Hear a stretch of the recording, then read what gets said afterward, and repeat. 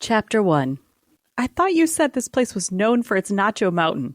It is. Supposedly it comes with a chili sauce that was featured on the Food Network. I backpedaled towards the jukebox, which was explaining what it sounds like when doves cry. Did the Food Network happen to mention the freaky-ass specter?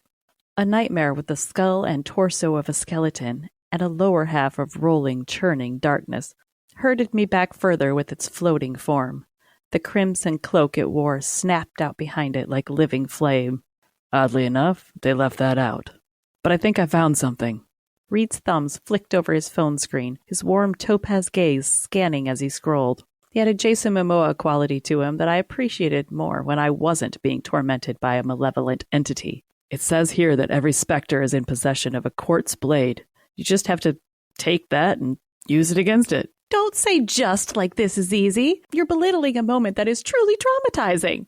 Even as I argued, I noticed the creepy creature was indeed clutching a white quartz dagger in one bony hand. Broad shoulders sagging, Reid blinked my way. My apologies. Let me take this time to respect your journey while the Essence Eater closes in. Really? Does this seem like a good time for sarcasm? My voice raised a panicked octave as the hooded monstrosity raised the dagger alongside the putrefied flesh of its skull. How do I get the blade? It doesn't say. How about a distraction? Then you could lunge for it. As he posed the idea, Reid's features began to morph. Dull incisors stretched to deadly canine fangs. One blink and his eyes glowed a brilliant ember. Before he could manage so much as a growl, a high-pitched squeal echoed off the walls. Ears flapping and hooves clicking over the linoleum floor, Bacon galloped over in full warrior pig mode. Biting down on the tattered hem of the beastie's cloak, my swine with an attitude pulled and tugged for all he was worth. The specter might not have had legs, but that didn't stop it from reeling back at the enraged Porkchop's attack.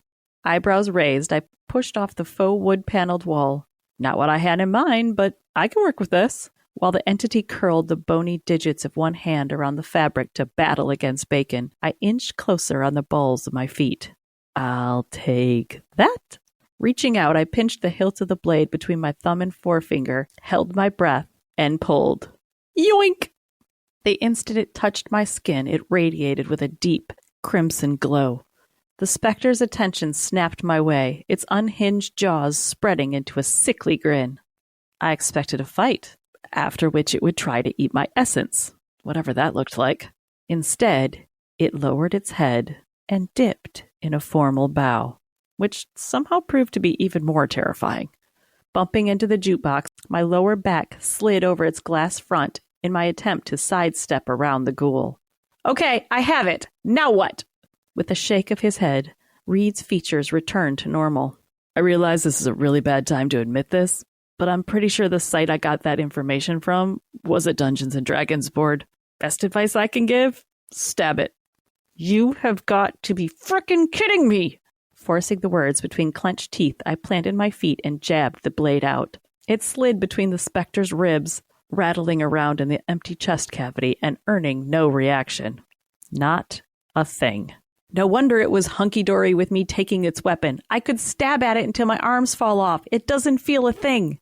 My attempts to maim it having failed, the imposing apparition gave an ominous chuckle. Floating closer, it pressed me further back. One wrong step, and I would be cornered.